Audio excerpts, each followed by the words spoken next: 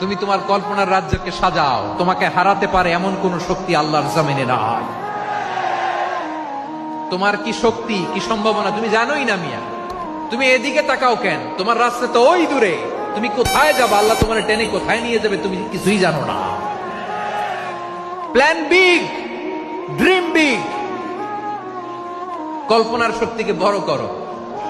মানুষ যা কল্পনা করতে পারে মানুষ তা করে দেখাতে পারে। মানুষের কাছে অসাধ্য কিছু নাই মৃত্যু ছাড়া, এক্সেপ্ট ডেথ। মৃত্যু ছাড়া মানুষ সবকিছুকে জয় করতে পারে। মৃত্যু ছাড়া যে কোনো অসাধ্যকে সাধন করার ক্ষমতা মানুষকে দিয়ে দিয়েছে কে?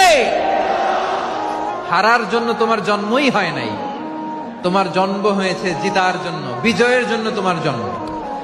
মানুষের শুরুটাই হয় বিজয় দিয়ে। যশোর, আওয়াজ করে বলো, মানুষের শুরু হয় কি দিয়ে? আমরা যখন আমার পিতার পৃষ্ঠদেশে ছিলাম, পিতার পৃষ্ঠদেশ থেকে শুক্রাণু যখন মায়ের গর্ভদেশে যেয়ে পড়ে, কতটা শুক্রাণু ভ্রমণ শুরু করে জানো? 20 কোটি শুক্রাণু। একবার সিমেন আউট হলে সেখানে 20 কোটি শুক্রাণু থাকে, ভ্রমণ শুরু করে।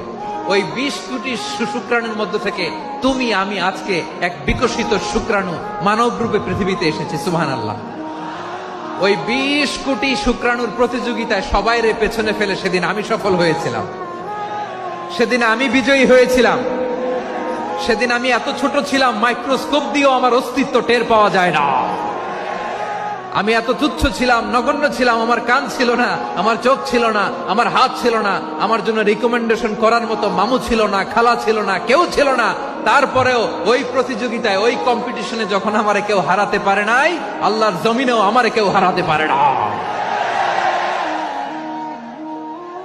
হারার জন্য তোমার জন্মই হয় নাই, তুমি আসছোই জিতার জন্য। সুবহানাল্লাহ।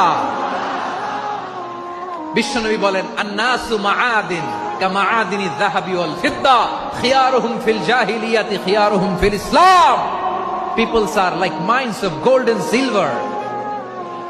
সোনার খনি, রূপার খনি, এর চেয়েও বড় খনি হচ্ছে এই মানব সম্পদের খনি। আওয়াজ করে বলেন আল্লাহু আকবার। আল্লাহ তাআলা এই সম্পদ আমাদেরকে দিয়েছে। বিশ্বনবী বলেন, মানুষ হচ্ছে খনির মতো। খিয়ারুহুম ফিল জাহিলিয়াতি খিয়ারুহুম ফিল ইসলাম। জাহিলি যুগে যারা সেরা, ইসলামেও তারা সেরা। ইদা ফাকুহু, যদি তারা বুঝবান হয় তাহলে তাদেরকে সেরা বানায় দিবে কে?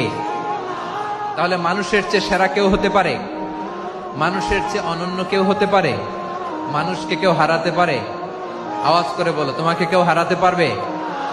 এই সাহস জাগছে আজকের আলোচনা থেকে। আমি তুমি অনন্য, আমাকে তোমাকে হারায় দেওয়া এত সহজ না, ঠিক কিনা?